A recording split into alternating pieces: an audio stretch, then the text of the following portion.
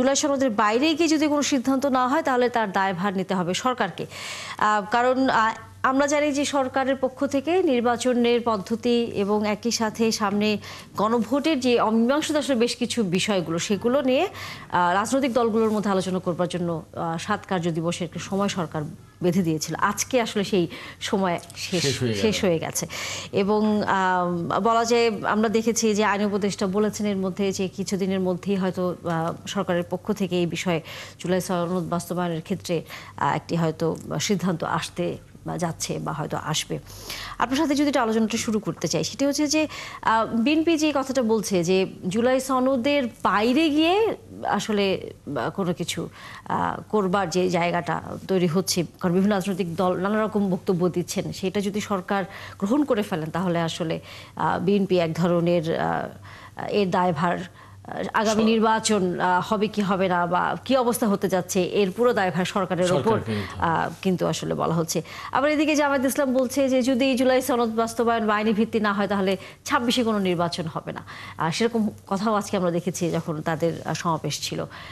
রাজনীতির এখনকার উত্তাপটা আপনি কি দেখছেন, কোন দিকে যাচ্ছে? রাজনীতির উত্তাপটা আসলে আমি যা দেখছি বা আমি যা বুঝছি, আমার কাছে মনে হয় যে একটা কমপ্লেক্স, খুব জটিল অবস্থায় আছে। জটিল অবস্থায় আছে এই কারণে, এই রাজনীতিতে তো প্রত্যেক দলেরই আলাদা করে যার যার মতো করে হিসাব নিকাশ থাকে। বিএনপি বাংলাদেশে এই মুহূর্তে নিশ্চয়ই সর্ববৃহৎ দল।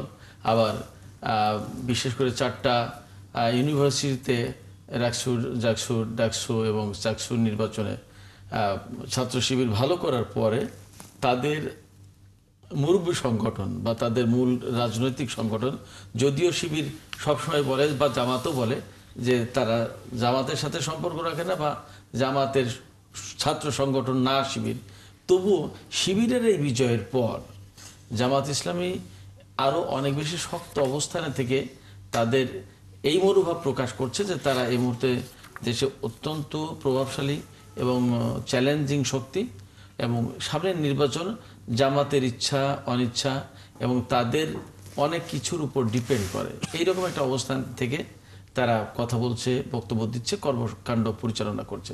সেই জায়গা থেকে মানে যেহেতু জামাত ইসলামী নিজেদেরকে অত্যন্ত স্ট্রং একটা পার্টি বা ফোর্স মনে করছে এই মুহূর্তে রাজনীতিতে বাংলাদেশে, এবং বিএনপি তো আছেই, ফলে কেউ কাউকে ছাড় দেবে বা কারোর সাথে মীমাংসা আপোষ করবে, এই মুহূর্তে অনেক বেশি প্রয়োজন মীমাংসাটা, কিন্তু সেটা হয়নি এবং হয়নি বা হচ্ছে না। তার প্রমাণ হচ্ছে 7 কার্য দিবস ঠিক করে দেওয়ার পরেও, একটা সময়সীমা ঘোষণা করে দেওয়ার পরেও সরকারের এই আহ্বানে বা এই সময়সীমা মেনে কোনো রাজনৈতিক দল, বিশেষ করে জামাত ইসলামী এবং বাংলাদেশ জাতীয়তাবাদী দল বিএনপি, তারা কিন্তু আলোচনায় বসেনি। এই ব্যাপারে কোনো কথাই হয়নি। সেক্ষেত্রে প্রত্যেকেই যার যার মতো করে শক্তিবান মনে করছে, এবং এই যে ফিলিংসটা, এই যে অবস্থানটা, এই অবস্থানটা আমি মনে করি দেশের রাজনীতিকে যথেষ্ট কমপ্লেক্স অবস্থায়, জটিল অবস্থায় ফেলেছে, এবং দলগুলোও কার্যত হয়তো বা মুখোমুখি অবস্থানে চলে যাবে, এবং যদি এরকম মুখোমুখি অবস্থানে চলে যায় তাহলে সেটা আমাদের দেশের জন্য মোটেই ভালো হবে না। অবশ্যই এই মুহূর্তে মুখোমুখি চলে যায় যদি, এই রকম অবস্থা আছে বলে মনে হয় না, বরং যথেষ্ট শক্তভাবেই বলা যায় যে মুখোমুখি চলে গেছে।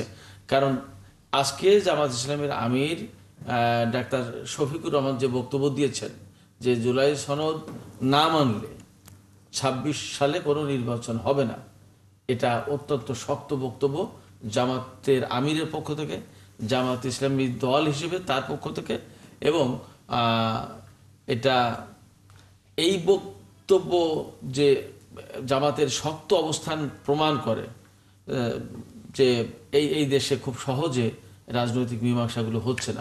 এবং আমি এই জায়গায় আরেকটা ছোট্ট একটা কথা বলে রাখতে চাই, এই কথাটা বলা জরুরি আমি মনে করি। সেটি হচ্ছে জামাত আমিরের এই বক্তব্যের ভেতর থেকে মনে হতে পারে যেন বিএনপি জুলাই আন্দোলনকে ওন করছে না, বা জুলাই আন্দোলনকে পছন্দ করছে না, বা জুলাই আন্দোলনের চেতনাটাকে ধারণ করতে চায় না, বহন করতে চায় না, বাস্তবায়ন করতে চায় না, এইরকম অর্থাৎ জুলাই আন্দোলনের চেতনা বিরোধী একটা অবস্থানে বিএনপিকে ঠেলে দেওয়ার রাজনৈতিক চেষ্টা আছে এই বক্তব্যের ভেতরে।